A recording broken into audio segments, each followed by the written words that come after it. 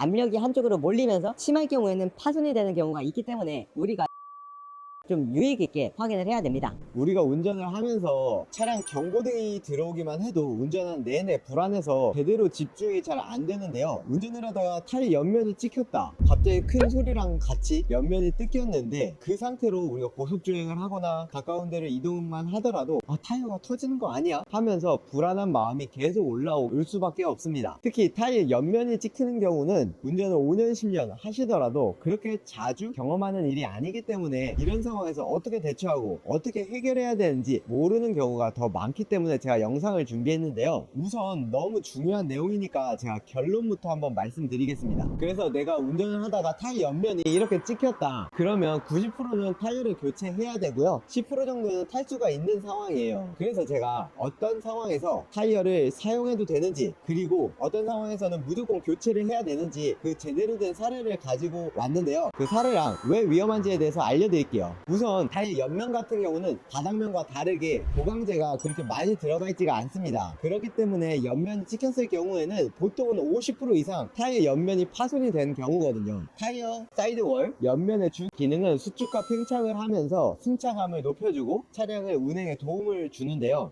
이렇게 옆면이 파손됐을 경우에는 이 수축과 팽창하는 과정에서 압력이 한쪽으로 몰리면서 심할 경우에는 파손이 되는 경우가 있기 때문에 우리가 옆면 찍힘은 좀 유익 있게 확인을 해야 됩니다. 우선 제가 사례를 갖고 왔으니까 사례부터 함께 보시죠. 우선 제가 첫 번째 사례를 갖고 왔습니다. 이 첫 번째 사례는 완전 파손된 경우인데요. 이 경우에는 이제 눈길에 미끄러져서 보도블럭에 크게 찍혔다고 하십니다. 이렇게 옆면이 완전히 빵꾸가 나버렸어요. 이건 뭐 보나마나 당연히 운전을 못하는 상황이죠. 이런 경우엔 당연히 교체를 해야 되는데 이런 상황이 오면 좀 당황할 때가 있으세요. 이렇게 파손이 됐을 때는 일단은 출동보험을 불러서 대처를 받는 게 가장 첫 번째고요. 내가 믿을 수 있는 정비소 가서 타이어를 교체하는 게 좋아요.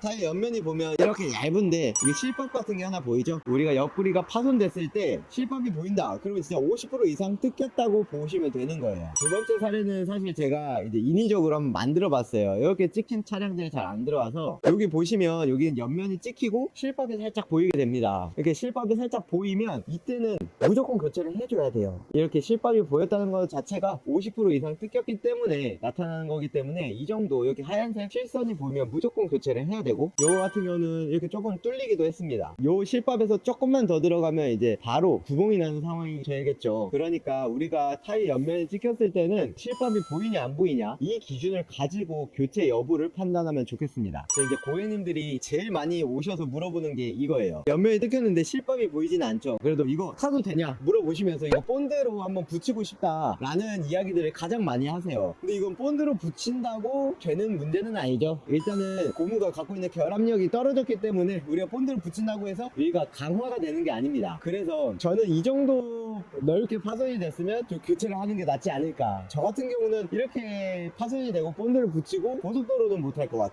대신에 여기 림 프로텍트라고 요즘은 이제 휠을 좀 보호해주고 옆면을 좀 보강해주는 기능이 있어요. 그게 있긴 있지만 그래도 좀 깊다, 실밥이 보이지 않지만 이런 거 같은 경우는 내가 판단을 못하겠으면 전문가를 찾아가서 문의하는 게 좋고, 아주 간혹 정말 조그맣게 찍힌 경우는 무조건 타라고 말씀을 드리는 게, 정말 얇게 찍힌 경우는 이렇게 림 프로텍트도 있고 깊지가 않기 때문에 문제가 되지 않는 경우도 있거든요. 그런 경우에는 그냥 타셔도 되지만 좀 넓게, 실밥이 보이진 않았지만 넓게 찍혔을 경우에는 고민을 해보시는 게 좋겠다 라는 생각이 듭니다. 그리고 요거는 옆에 찍히면서 완전히 파손이 됐죠. 안쪽으로 보면 또 실밥이 살짝 보이고, 이거는 완전 주저앉아서 오셨어요. 이런 경우는 뭐 100% 교체를 해야 되는 상황이죠. 제가 처음에 말씀드렸던 이 타이어 사례가 어떤 사례냐면 생산 연도를 보면 24년도 37주짜, 그러니까 진짜 한 달도 안 돼서 파손이 된 케이스거든요. 그래서 고객님이 이제 인천대공원 오셨다가 미끌려서 파손이 된 다음 저희 집에 찾아오셨어요. 근데 다행히 한국 타이어 같은 경우는 1년 16,000km 이내에 이렇게 사이드월이 찍혔다 그러면 무상 교환해드리는 서비스가 있어요. 그래서 이 고객님은 이 타이어가 20만원이 넘는데 2만원 주고 탈부착 비용만 주고 교체를 하신 아주 나이스한 케이스죠. 제조사마다 이런 보증 서비스가 있으니까 내가 한국 타이어를 교체하겠다 그러면 한국 타이어 대리점을 가셔서 프리미엄급 2개 이상 교체를 하면 안심 서비스라는 제도가 있어요. 그런 것도 한번 알아보시면 좋아요. 정말 없겠다 싶겠지만 저희는 한 달에 타이어가 한 600개에서 1000개 정도 나가거든요. 그러다 보니까 한 달에 한 세네 팀 정도가 오셔서 안심 서비스를 받아보세요. 이렇게 큰 돈 아끼실 수 있는 이런 서비스도 어떤 제조사가 갖고 있는지 한번 체크해 보시면 좋을 것 같습니다. 자, 그러면 사이드월 파손이 왜 위험한지를 한번 보여드리려고 하는데, 이게 흔히 이제 타이어 가게에서 갖고 있는 타이어의 단면도입니다. 이렇게 보면 완전하게 보이죠? 타이어가 어떻게 생겼는지. 이 바닥면 같은 경우는 이렇게 보강제들이, 요거 같은 경우는 한 3겹 정도 들어갔는데 요즘은 더 많이 들어가기도 해요. 이거 옛날 버전이라. 그 옆에 같은 경우는 카카스라고 이런 나일론 실 같은 게 들어갑니다. 그 이유는 타이어는 고무잖아요. 그래서 우리가 풍선을 불면 계속 풍선이 부풀러지다가 결국 터져버리죠. 타이어도 사실 동일한데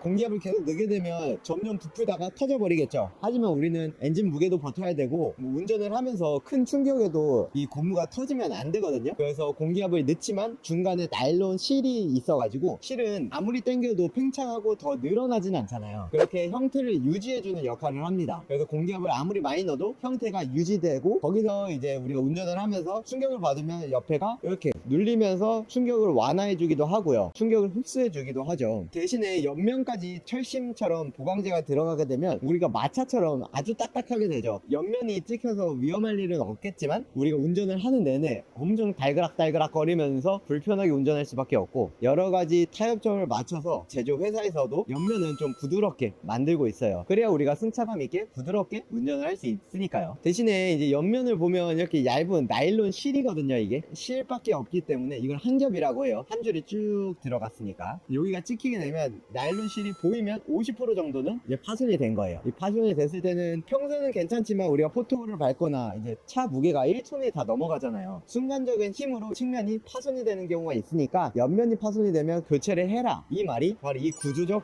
이유 때문입니다. 잘 이해되셨죠? 그러면 이제 여기서 궁금한 게 있어요. 우리 이 타이어 교체하신 분은 하나를 교체했는데, 우리가 타이어 옆면이 파손됐을 때는 뭐 하나 교체하라는 말도 있고 2개 다 교체해야 된다는 말도 있습니다. 그러면 어떻게 해야 될까요? 여기서 결정을 잘 내려야 되는데, 요거는 킬로미터로 기준을 잡는 게 좋아요. 기본적으로 보통은 앞쪽이 많이 찍혀서 오는데, 타이어가 옆면에 찍혔을 때 내가 한 10,000km, 20,000km 이내로 탔다, 한 맥시멈 20,000km 이내로 탔다, 그러면 하나만 교체해도 조금은 괜찮을 수 있어요. 대신에 20,000km가 넘어서게 되면 타이어 마모도 차이가 너무 크게 납니다. 한쪽은 100%가 남아있고 한쪽은 한 70%가 남아있는 거죠. 그렇게 운행을 하다 보면 결국 다 탔을 때, 또 시간이 지나고 한 20,000km, 30,000km 탔을 때 한쪽은 마모도가 다 됐고 한쪽은 아직 살아있어요. 결국에는 나중에도 타이어를 2개를 교체해야 되는 상황이 와요. 하나는 좀 남았지만 교체를 해야 되는 상황인 거죠. 그래서 만약에 내가 주행을 한 10,000km, 15,000km까지 했다, 그러면 하나만 교체를 하고 대신에 그 타이어를 뒤쪽으로 보내주는 게 좋아요. 타이어가 10,000km를 탔다고 하지만 회전 반경, 속도 지수가 달라지기 때문에 한쪽으로 쏠리는 경우가 있어요. 차가 계속 한쪽은 5바퀴 돌고 한쪽은 4.8바퀴 돌고, 그러다 보니까 한쪽으로 쏠리게 돼서 불편한 경우가 발생하기 때문에 좀 뒤쪽으로 좀 몰아주는 경우가 있고요. 만약에 내가 한 20,000km 타이어를 한 70%, 60% 사용했다, 그러면 저는 관리 차원에서는 2개를 교체하는 걸 추천드려요. 아깝긴 아까운데 결국 이렇게 하나만 교체하고 다시 오시는 분들은 나중에 교체할 때 또 아까워요. 하나가 또 아깝고, 혹은 이건 괜찮은데 반대쪽이 많이 파손이 돼서 모르고 있다가 미끄러져서 오는 경우가 있거든요. 이건 왜 이렇게 많이 됐지? 하고 보면 연도가 달라요. 생산 연도가 달라서